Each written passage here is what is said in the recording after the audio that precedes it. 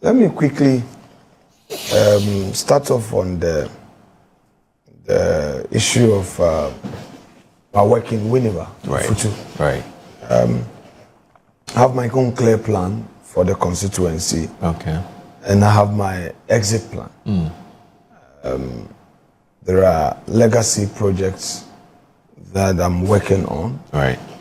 I always remember the prayer I prayed in my prayer room in the midnight of December 2012. The midnight into the election day. Right. I prayed, wept, and asked God to give me the opportunity to serve. And so far, I've been able to get things done, but there are certain key things I want to leave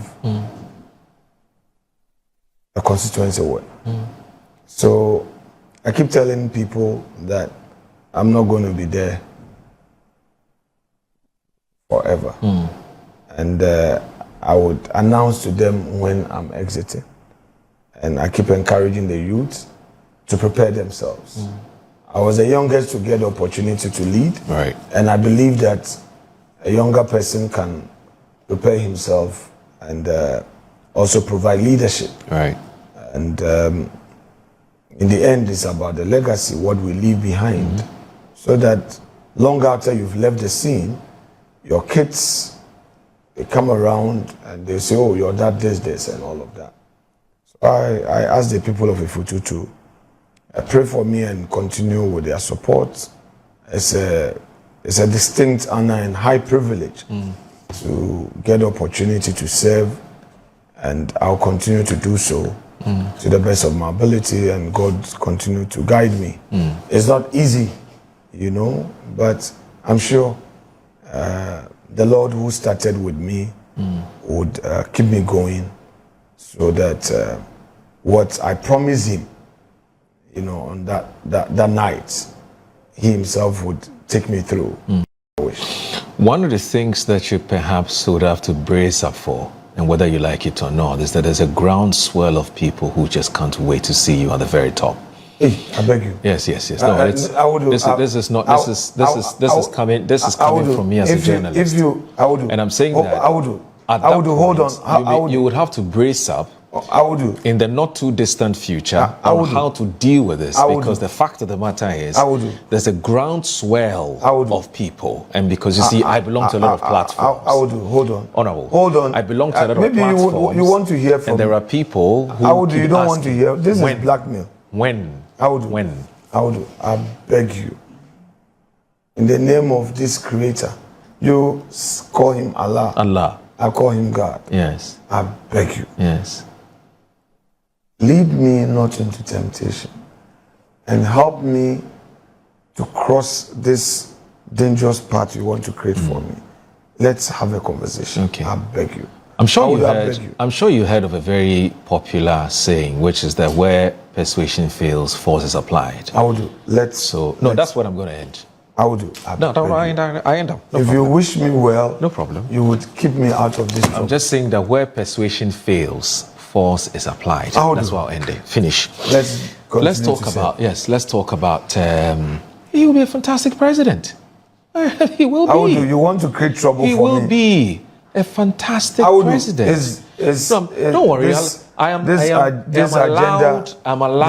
agenda must not. I'm allowed to aspire to see certain persons at the very top. I know you are not comfortable with this because you've never had this conversation with me before. So I totally understand. You've never had any conversation with me before. But I'm allowed to aspire to see certain persons at the very top, which is fine. No. But you agree that I have that right? Oh, I will do. Yes, as a citizen of this country. I will do, please. Okay, all right, no problem. No, let me deal with it. You see, I would beg of you. Okay. Please. Okay. Please. All right. I rest my case. Keep me out of trouble. No problem. And help preserve my life. No problem. I beg you. No problem. Thank you very much. It's just my wish, that's all. All right. Honorable, you have a new contemporary in Parliament. James Agaga, your very good friend. is now the new majority leader. You've had a very fruitful and very fantastic working relationship with your other friend, Mahama Yarega. Of course, there have been times when the debate has been intense, which is fine. Did you see this, what I'll call a mini reshuffle happening in Parliament, where now Mahama Yarega is going to local government, and then you have James Agaga who's taking his position? Did you pick that info? Did you pick that intel at some point? Well, yes. We've always known that after the unfortunate accident, the heli crash that took away the precious lives of our colleagues, I mean, there was going to be the need to fill those vacancies. We pressed it in Parliament, and we were expecting some reshuffle in one way or the other. So, of course, what happened, the announcement by the president did not come as a surprise. But what I also know is that the majority leader, the respected colleague, Honorable Mahama Yarega, wanted to leave Parliament and serve in the executive. I mean, we were picking it here and there. He didn't want to be in Parliament as a leader. He wanted to serve in the executive. I mean, those were things that we were picking. So, to that extent, it didn't come as a surprise when I heard of the new announcement of he being sent to the local government, chieftaincy and religious affairs. It's a very big portfolio. It is. He's a very senior member of the party. He's been in Parliament 6 terms or so. So, you know, in politics, people may have their preferences. I mean, I remember back in 2013, when we were younger and fresh in Parliament, we went for an orientation. I recall we were in court at the time, the petition, and there were a few discussions here and there.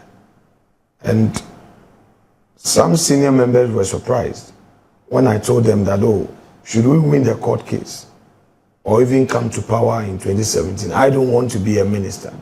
I would want to serve in Parliament at the committee leadership level or at the front bench. You know, this has been my preference. I mean, I love advocacy, I love parliamentary work, and ministerial responsibility, I've not thought about it. I have my own views about governance, that to be a minister, you need a certain enriched knowledge and understanding. You need to pass through certain, you know, rudiments of the governance architecture before you become a minister. That is my very conservative view of that. Of course, there are others who also hold that view that, look, let me make it to ministerial. I even recall that when Honorable Che was exiting, I mean, after he had announced his exit from Parliament, and at a point, the decision was to prepare someone to eventually take over from him. You know, and in NPP, it was always Minister for Parliamentary Affairs, a majority leader. Yeah. You know, I had a talk with Mr. President Nanado, convincing him or persuading him to take away the ministerial, you know, portfolio. So he wanted it maintained, which is the Minister for Parliamentary by our Affairs. tradition. By our tradition. We, from Kufuor's time all through our tradition, we maintain, you know, so I was the first to be a majority leader without a ministerial portfolio. I humbly pleaded with the president that I don't want to be minister. I want to be a parliamentarian and serve, you know, in that capacity. It didn't come with any limitations? Oh no, okay. You know, it depends on your style. Right. You know, and you want to focus. So obviously when people get into politics, there may be areas you identify as your strength, and that is what I do. I can't be all over the place talking about the economy, talking about this and that and that. I want to focus on the area I can give of my best. Right. And I believe that being in Parliament and being part of the advocacy in itself is enough work. So if what we heard was the case, then I believe that Honorable Ayerga also sees himself playing his role in the executive and the cabinet. And once that wish has been granted, I wish him well. He was a colleague in ECOWAS Parliament. We worked together. Sometimes on the floor, people may misread, you know, and I understand him. I never took anything personal. And in fact, I don't take things personal, you know. Look, he leads his side, 189. There's government business to be done. So obviously, he would have a strategy. I lead a mighty minority side. We just 87. Our strength is in the content of our debate. Our strength is in how we research and bring core issues to the table to create relevance. So that is who I'm supposed to be. Right. And in the process, sometimes when they are in the room, in the chamber, and they have their numbers shouting and intimidating you, of course, I understand sometimes people may understand why is Afenyo being abrasive? Right. Well, it comes when it has to come. Okay. But it's part of it. Now, for Agaga, I wish him well. We entered Parliament together. A nice gentleman. I've started watching his videos, paying close attention to his advocacy, his style, his approach. We've done some compilation since the announcement came to study him, so that I can know how to manage the relationship. It's one of courtesy, one of ensuring there's consensus. One thing that many people don't know about the work we do in Parliament is that largely we build consensus. I would say over 90% of the issues, because you see, we have been in power before. We are not there to oppose everything. We have our policy coordinating team led by my respected colleague Kojo, and everything we do must align with the flag bearer's vision, which would have to do with our thinking. We are center right, right, you know, in terms of ideology, philosophy, and there may be things that they may introduce that we fundamentally may not disagree, except that we want to dot certain I's and put in some comments. So for those ones at the committee level, we agree that, look, in principle, we are not opposed, but these are the question marks, like the Cocoa Board bill. In principle, we are not against it, but we wanted, or we want certain things done to perfect it, to align with our view. Those are things that obviously he, as a majority leader, once we are able to work at it and build a consensus behind closed doors, we come to the floor and then we just tidy it up. If you come to tribunal, for instance, we are 100% opposed to it. We think that it creates a parallel system to compete with the justice system.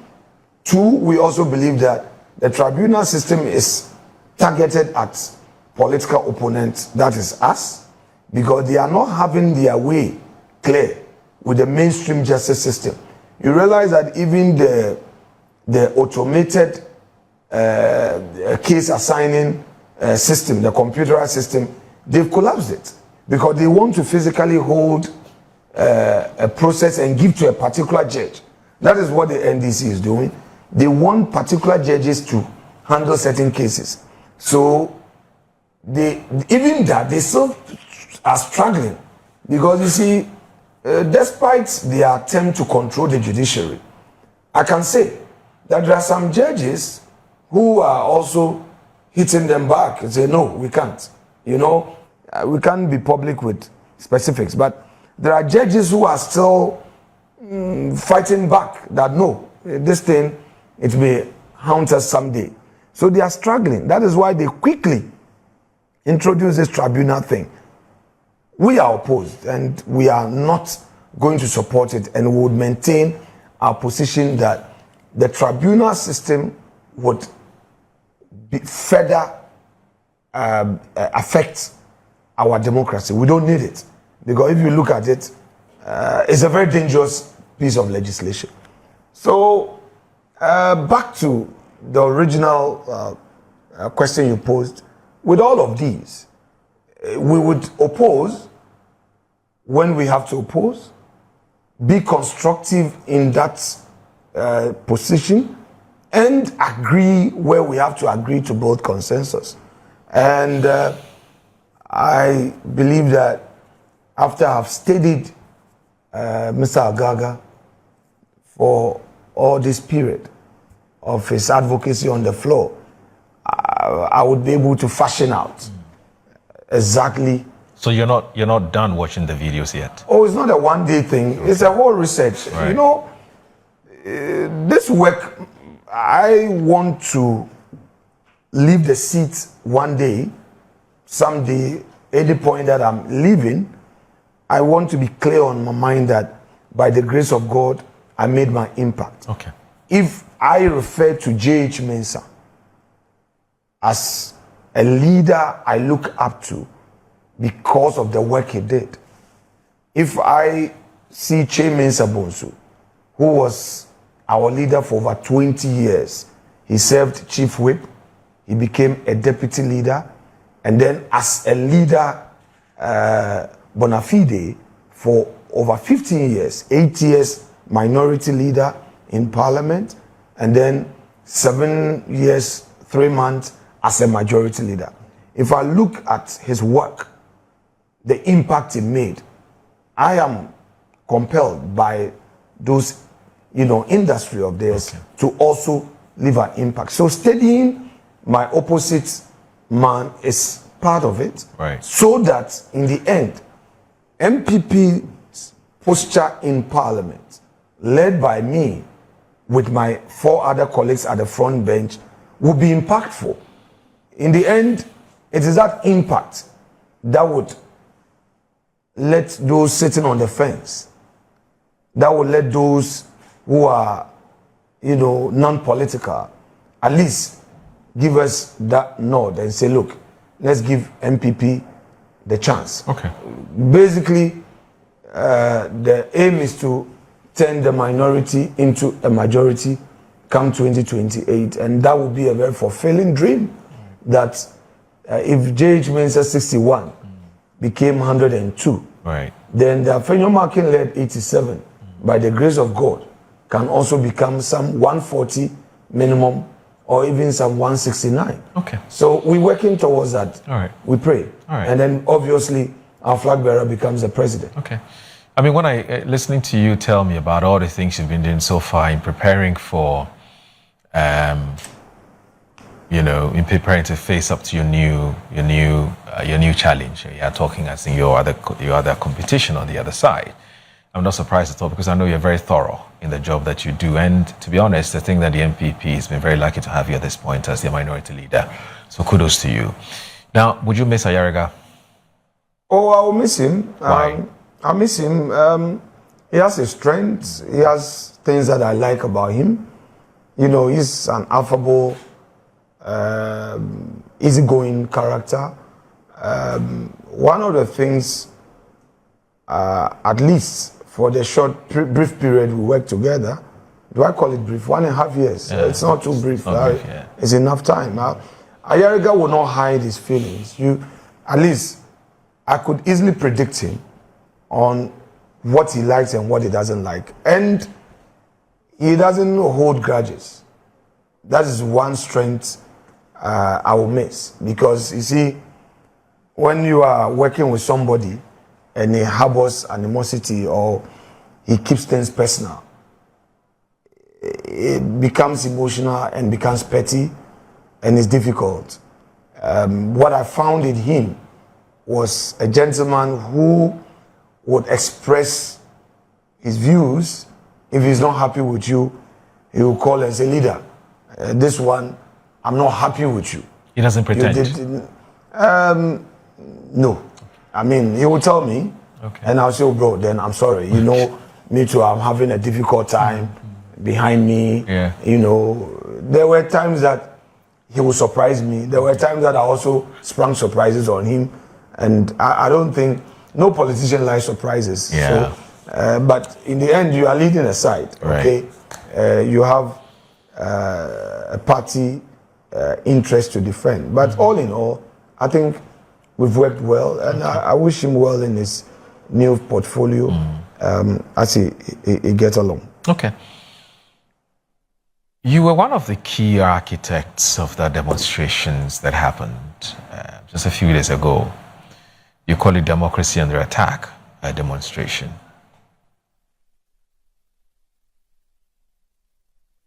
It's been almost 72 hours since that demonstration.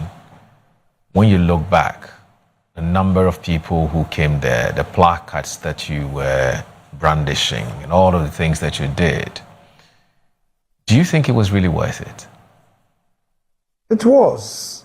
It was worth it. And it is still relevant, very important that we express our distastes, our apprehension in the manner that we did. I mean, in a very civilized way.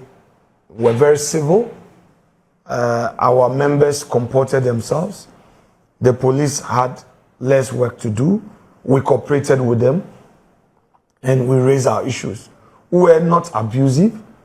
I mean, I didn't see any leader abusing members of government or even the president.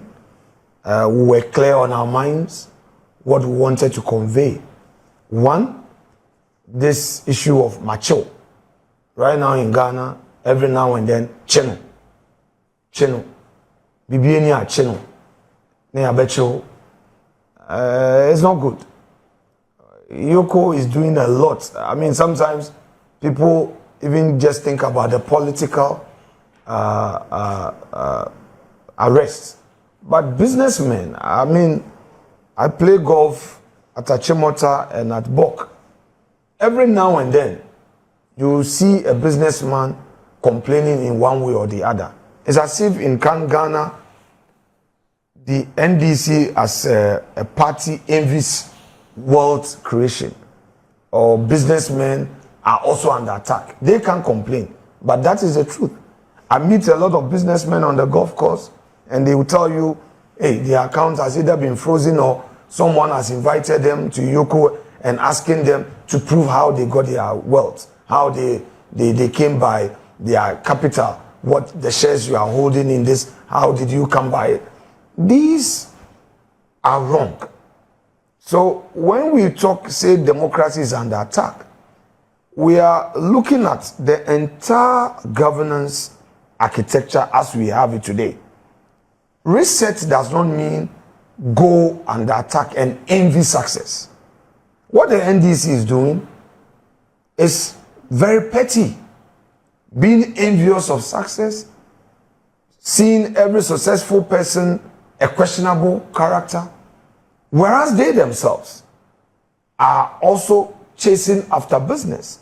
Whereas they themselves have some businessmen amongst them who are also doing well. So it's like destroy others and promote yours. It doesn't work that way. The jailing of Wuntumi, there are a lot of mischief in the air. I did not even understand the Wontumi case until I read the judgment. I've read the Wontumi judgment 3 times. I want to be sure when I'm discussing this in public. So I deliberately read it thrice to understand what the case was all about. If you ask any ordinary Ghanaian, the spin out there is that Wontumi went to do galamsey and he's been jailed. That is a spin. Yesterday I watched an interview by Mr. Stadium Katia, a national chairman. And in that interview, in Kumasi, this point basically was that Wontumi was engaged in galamsey and he's been jailed. So even NPP for this is what the national chairman of the ruling government, the ruling party, has put out there. So it's like distance yourself from Wontumi. But that is not the case. Wontumi has a lease from Minerals Commission. And what took him to court is that on his own lease, some people came to do illegal mining on it. The court did not find an agreement between Wontumi and those people. Neither did the court say that Wontumi authorized them. What the court basically said was that, oh, he should have been able to stop them, or that what they call assignment of his rights and all of that. Meanwhile, there is no such agreement to it. The court is basically talking about circumstantial evidence. So there's no proof. And the young man is in jail 20 years. You may not like Wontumi, but find fault from his wrongdoing and punish him for it. But say or kasabasa. If or kasabasa, who sue no for defamation, but won fahun kase, wako kase ti opini binti, ukofa galamsey unwe jailin. So I'm saying it here that. But that's not what the judges said. I'm saying that in the judgment, the judge didn't say Wontumi was involved in galamsey. That's also true. 2, in the charge sheet, nowhere in the charge sheet did the state say that Wontumi was being prosecuted for engaging in galamsey. Right. But out there, the story is that Wontumi koye galamsey and into the yejilino. Our system is so unfair. If you are not lucky to get somebody to speak for you, you will be in jail. And I'm saying that is the mischief that NDC is engaged in. As we speak, the court is on vacation. But why did the Chief Justice say that the political cases, he is assigning judges to sit on it on vacation? It has never happened before. And they want to rush justice and in the process prove a point. It is not governance. You see, on the day of demonstration, I reminded my colleagues in NDC, and I'll repeat it here on your platform. Sometimes this power, when we get it, we think as though it would be there forever. It happens. Every politician, when he takes power. If you read our history from 92, don't take it far. Anytime a political party gets power, the first impression is that we will stay in power forever. I remember back in the days in 2001, how NDC was booted out of office. The talk in town was that NDC was J.H. Mensah who said. Oh, you know when we NDC 30 years. He said NDC will be in opposition for 30 years. First 4 years, 2004 elections, we were shocked when NDC reclaimed some of their seats we took away from them. Ashama. NPP won Ashama in 2000 election. We won that Dekotopo. Even in the Bono areas, they took back some seats that we thought we had gotten for good. They took it back in Accra.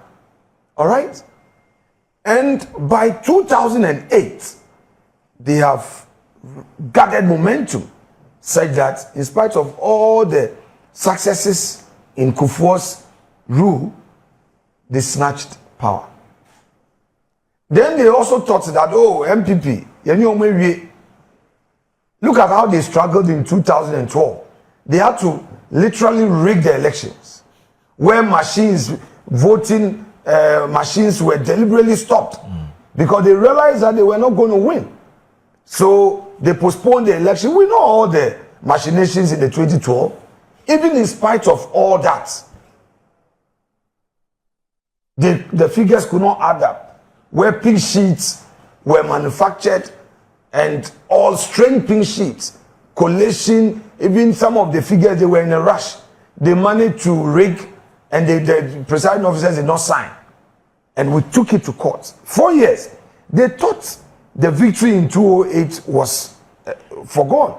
Conclusion, oh, it was a walk in the park in 2012. 2012, I can tell you, I was a candidate. NDC was deliberate about its rigging. They struggled. But Akufo-Addo, a man of peace, accepted the verdict of the court. 5-4. All right? 5-4. You read the judgment, you could see that the court, the majority took a policy decision and then they said just for stability, let it go. But there were real issues. So we also got it in 2016, 169 seats. We thought, oh, it was El Dorado, it's over. We had a shock in 2020 where, Central Region, our seats were just falling. Greater Accra, seats were just falling. We were just losing the seats in just 4 years. Then became 137. We struggled in Akufo-Addo's second term. It was the grace of God that took Akufo-Addo through the second term. So it's a warning sign to our friends in government today. They should stop the intimidation. They should stop the bullying. Look, we hear of malfeasance, procurement breaches, we hear of corruption in various state agencies. It's coming out, one after the other. Look at the losses at the gold board. It's not us who are complaining, it is IMF. Now there is a theft war between BOG and gold board. I see Bank of Ghana trying to protect itself. So you see, the governor has been faced criminal charges before. So I suspect that he's being careful that, hey, I was in the cooler alone. Let me do the right thing. Whereas gold board also wants to be all over the place, showing, proving a point and all of that. IMF has given strong warnings. Now the losses at gold board, the 9.6 billion, that was as of December.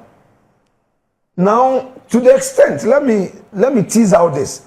To the extent that the governor has admitted that there were some things to be straightened, thereby exiting the financing of the project, the program in itself should raise questions.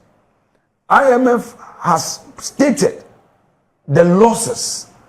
So these are all major concerns. They will justify by saying that there's always an economic cost or a cost to implementing an economic policy. Opportunity cost. Right. That will be their justification. Somebody who wants to do mischief can also say that is causing financial loss to the state. I will continue to plead with my colleagues. They should be careful. Yes, they may have some pain. I won't take it away from them. They may have problems that Akufo-Addo 8 years, there was this against them or that. But can we end this at some point as political leaders? You've been consistent about this call.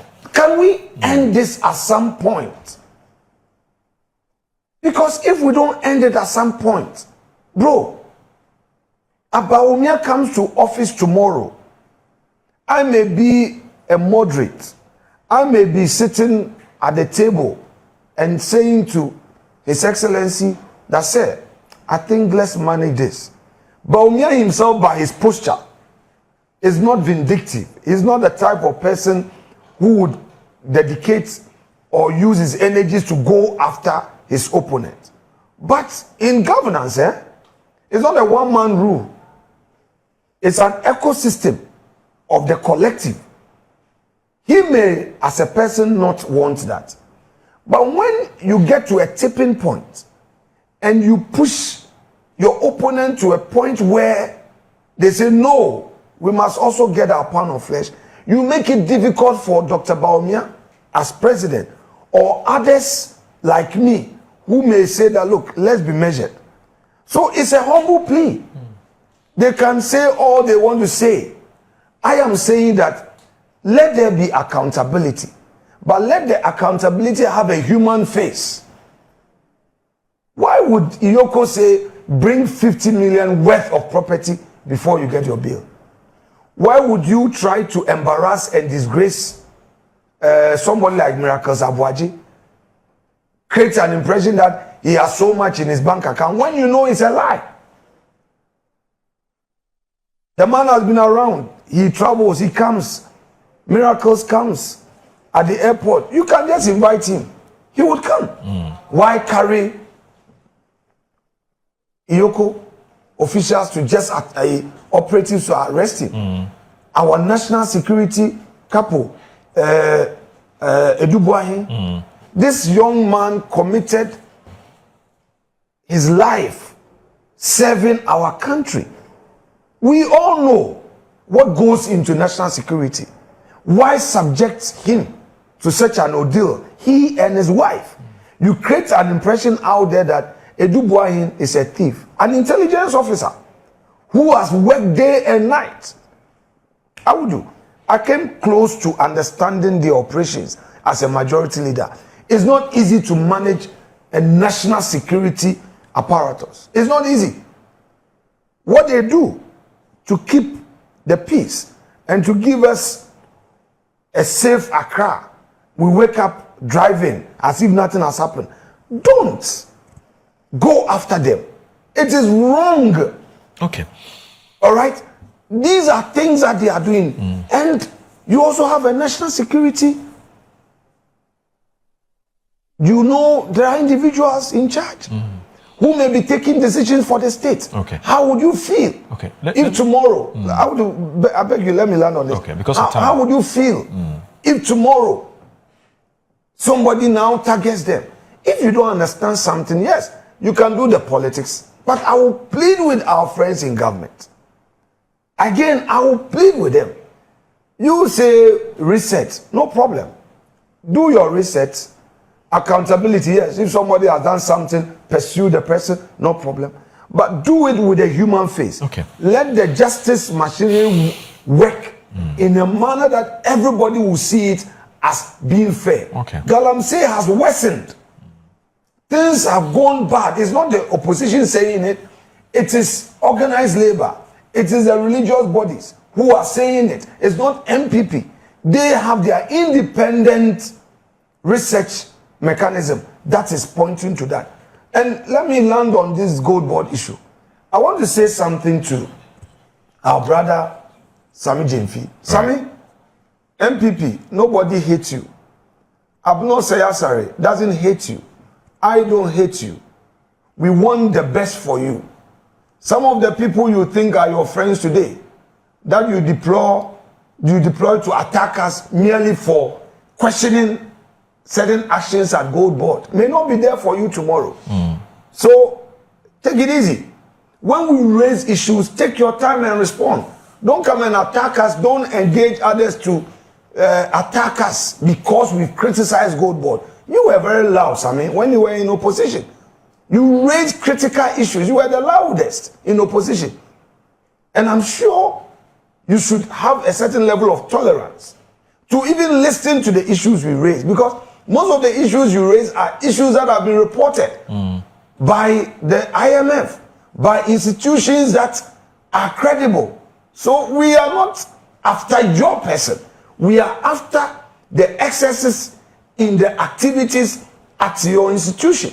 So please, don't take it personal. Let's work together. Let's understand the issues. When we raise them, take note. Because one day, some of these things may come back and haunt you, and maybe a media person that is supporting you today may not be there for you tomorrow. So let's understand each other and show our collective mutual respect. You see, I would do. Another thing, our friends in NDC have become so intolerant. When you raise any issue, then they become personal, attack you, insult you, engage some bloggers, engage some pseudo, whatever on social media, to now go very personal. They are so intolerant. They don't want to hear criticism. But things are going wrong. A lot of malfeasance, a lot of wrongdoing. It's our duty to discuss, to raise them. Theirs is to listen and adjust and get it done right. It will save them themselves tomorrow, like my brother Sami Jemfi's issue I'm raising. It will save him tomorrow. All right. So they should get it and stop attacking. As I watched a clip, somebody attacking Honorable Abner Sayasari. I was so sad. Just because she has raised issues about Gold Board. Kojo Ponkroma also raised issues about Gold Board, and there was personal attack on him. Sami himself went on social media calling the minority names. Anyway, who continue to raise the issues? Right, so I pray that they will listen to us. We just have 2 minutes to call it a day. But let me see if we can do this in just 2 minutes. I know the thing about politicians is that they always want more time. Unfortunately, we don't have all day. But you made a very important call, and the call is to end retributive politics, which is you do me, I do you. It's been like that from time immemorial. There are some who are saying that, look, you had a very fine opportunity when you got to Flagstaff House. I said it was a Flagstaff, got to Jubilee House, when you had that petition before you, when you were presenting it before the recipient of that petition. You had a fine opportunity perhaps to have made that point very clear, which is that, look, we're here to do 2 things, which is to raise concerns about the way democracy is being done, but also, more importantly, to let you today who are in power know that we are sick and tired of this I do me, you do me politics, because it's not going to take us anywhere. And that you are not happy for the future. You're scared for the future. But instead of doing that, Honorable, you rather took issues with the person who's receiving the thing on behalf of the president. Why did you find that the most important thing to say on that day? And what exactly were your concerns with Nanaya Jantua receiving the petition for and on behalf of the president? Why do you think that there was an issue there? And if you can do it in just 2 minutes before we end this. If you can plead with your producer to play the tape. Give you 5 minutes. Play the tape. Listen, I'm human. I can make mistakes, and I do make mistakes, but I am very deliberate in my choice of words when I have the opportunity to speak for and on behalf of the party. I'm mindful of my responsibility. But my friends in NDC, they can do their mischief and get people to believe in their mischief. Please play the tape. Let's play. Right, let's watch. Let's watch it. Let's watch this. My words, the language. Let's watch it. It's been prepared. The tape is prepared. Let's watch it. I don't go personal. They're very concerned about why the demonstration was what was articulated. All right?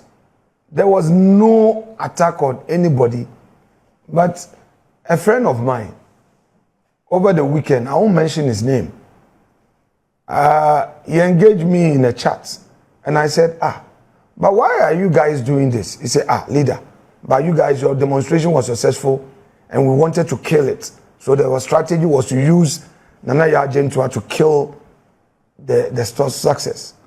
Off camera, I will show you. He's an NDC person. Yes, a very senior member. part of the communication machinery. He himself was out there attacking me. So I just sent him a message that, why are you so hyper? I just sent him that message. Bro, why are you so hyper? What is it? He said, oh, you guys had a very successful demonstration, so we needed to kill it.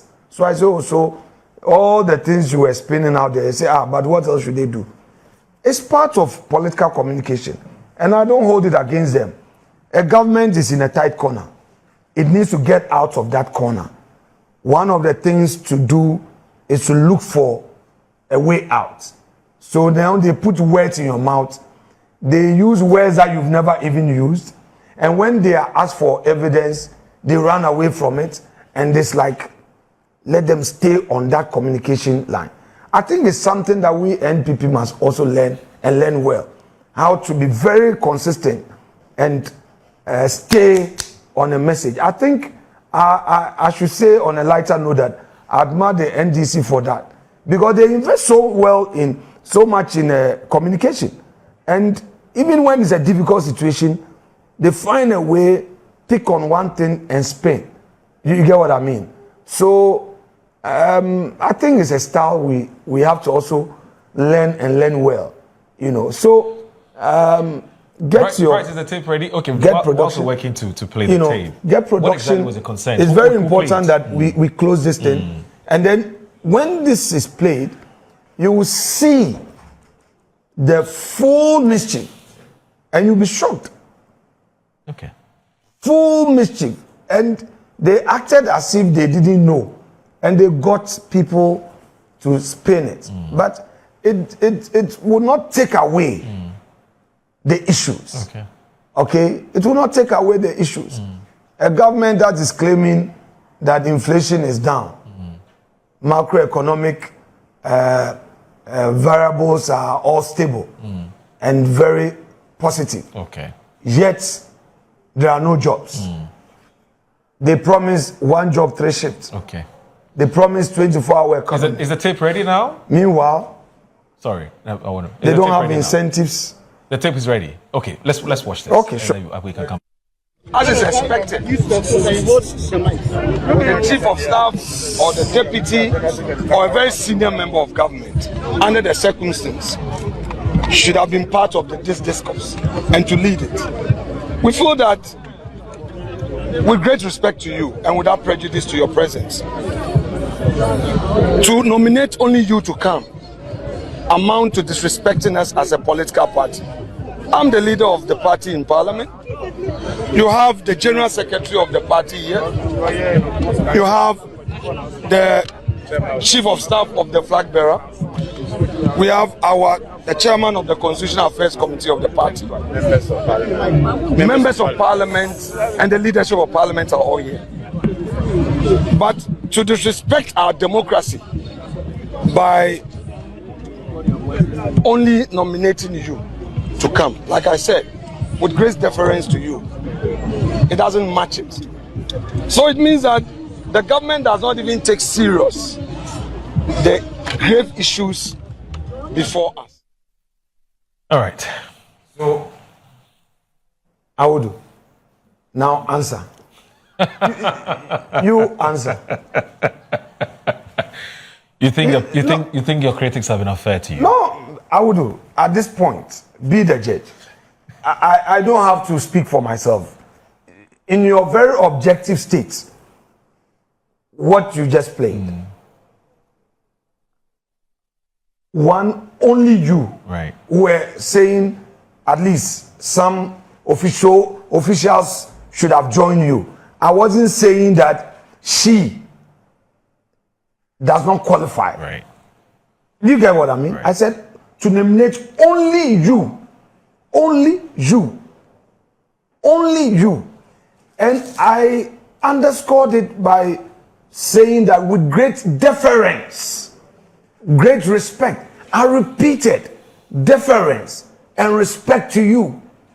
At the tail end, in the beginning, gentlemen, I'm not perfect, but I am also equally aware of my environment. I don't go out to be attacking or, disrespecting people. If Parliament, if it is heated, I need to also heat up to back my side. That's a different matter. In a discourse like that, watch my tape. I spoke at Yoko. I addressed the party, even addressing the child crowd. I was measured in my language. Nowhere was any attack on a particular person in government or on government. Do you get what I mean? After the whole exercise, I again addressed the crowd. All those tapes are there. And I was rather talking about our own party, that unity, hard work, power. I said unity plus hard work is equal to power. Consistently, I've been talking about our own internal matter, that as a party, we should love one another. As a party, let's be collective. Our unity, our strength will come in our unity. And with that unity and that hard work, Dr. Bawumia's victory will be a walk on the park. This is my message. But when you have NDC communication machinery that wants to get out of trouble, they would then have to find something to spin and mislead even respected journalists into believing that what they are saying is the truth. All right? So, nevertheless, Alex, Nana Ajantwa, yes, I've heard it. I watched the tape. Nana Ajantwa is not happy. Oh, I won't respond because to she was there and she says she feels that you're suggesting she's not adequate. No. Don't let us go there. I'm saying I've responded by I will do. She's going to petition Parliament. I will do. It's part of she's old enough to birth you. Do you want to go into that? And all of that. How do we resolve this? No, I don't want to get into that. You won't apologize. I've said that. You won't apologize to her? Please. With respect. Okay. I think that she wants an apology. I think that they had. Nanaya wants an apology. I think that they had their own spinning machinery. They wanted to spin something. But why would Nanaya want to spin? I think that they wanted to take away the shine from the day that a peaceful demonstration, issues well articulated, massive turnout. You know, they tried all manner of spin, including using GTV with some fake news. Remember, a day before, GTV of all published that the demonstration was not coming on. And later when we protested, GTV had to set the record straight. That was all part of the strategy to disorganize us. That failed. On the day in question, we spoke to our members, told them that, look, cooperate with police. There was no single incident. And let me commend the organizational committee led by Cabo and my good friend Anabi for their industry, hard work. Cabo, kudos to you. Well done, Anabi. Well done. The entire team, they coordinated well. The police did not have anything to worry about. We finished, we dispersed. So now as a government, the only way out was to now manufacture something out of nothing. Okay. And that's to me what they did. All right. I'm not going to respond to them. When you won't say sorry to the agenda. I'm saying I'm not going to respond to the agenda. Okay. I'm old enough in this game to understand this game. Okay. And sometimes when somebody wants to push you into a particular narrative, you don't go there. You have your issues. And again, it's something I want to share with my colleagues in NPP. Beware of NDC propaganda. Always stay on your message. Stay on course. Don't allow them to divert your attention. When you are supposed to deal with an issue, deal with it. Okay. Don't worry sharing their videos and their stories, because it's all part of the strategy. All right. And I will not fall for that. Okay. But I will stay on course. Nanaya is hurt. I will stay on course. She's very hurt. I will stay on course. She says she deserves an apology. I will stay on course and address the issues. Thank you very much. And let the world know the truth. All right. When we are dealing with it. All right. Thank you.